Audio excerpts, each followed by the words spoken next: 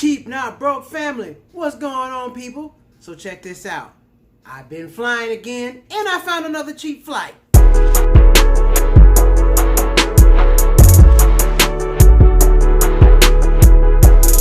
So on my last video, I went to Denver for $15. I just came back from New York, and instead of flying out of New York, I ended up flying out of Philadelphia.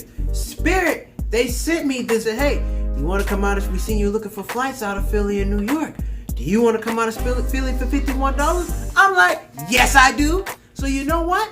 I seen how far it was, because I was actually in New York, in Brooklyn to be exact. I was in Brooklyn, and I said, well, how far is it from Brooklyn to Philadelphia? It was only like 2 hours. And I seen what the traffic was and the tolls. It ended up being under $100 with traffic time, and you had to pay a couple tolls to get from New York to Philadelphia. It ended up being under $100, like 70 something total, like 20 bucks in tolls, not bad. So you see the flight, 51 bucks, all the way back to Los Angeles. Cross country for 51 bucks. Some people are putting 51 bucks in their tank and they can't even get across their state. I'm getting all the way across the country. Where are they doing that at? Huh? Right here on Cheap Not Broke. I'm trying to tell you, I'm out here finding deals because they're saying flying's not, travel's not back the way it is. True, but they still need your business. And here's the thing about the Philadelphia airport.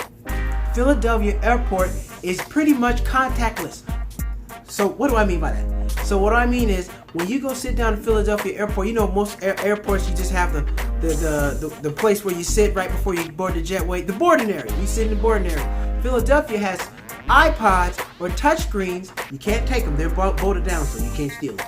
But you can touch and have your food delivered to you right there at your seat, at your gate. So you don't even have to go to a restaurant or anything in Philadelphia. You can just sit there, order what you want, and they'll bring you your drink and they'll bring you your food. It only took like 10-15 minutes. It was kind of like being in the casino in Vegas. You know when you're playing the slots and you getting it, and then they bring you a drink, thank you, and then you keep on going, that's how it felt. Then you sit there, order what you want, and then you get the food and they bring it right out to you. I guess it's a safer way to keep social distancing and keep people from not bumping into each other and touching each other. I thought it was a very elegant experience. I enjoyed it quite much. It was very, very nice. The man brought me my drink. Hello, sir. Here's your drink. I was like, thank you. I didn't have to get up. I got to sit there with my bag, because you know what happens usually. You got to get up. You got to walk down to your gate. Make sure they're not boarding. Make sure they haven't changed gates, because sometimes they'll do that to you. And then you gotta go find something to eat. Gotta go get some snacks. Go get a drink. Go get a sandwich, hot dog, whatever you want to get. Nothing wrong with hot dogs. That's what you want to get. That's your business. But I'm saying, go to Nathan's hot dogs. They're pretty good. But you gotta get something to eat. But now, instead of doing all that running around in Philadelphia, you can just sit there, boop, boop, boop, boop, boop, order what you want, and they'll bring it right there to you.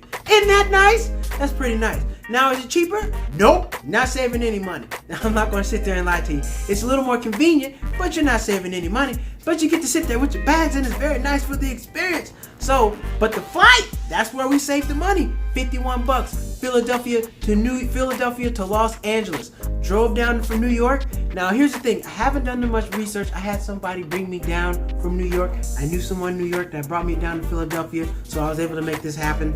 But I don't know. If you don't have transportation from New York to Philadelphia, I wouldn't do that, or I would make sure I found out. An Uber probably going to cost you too much money.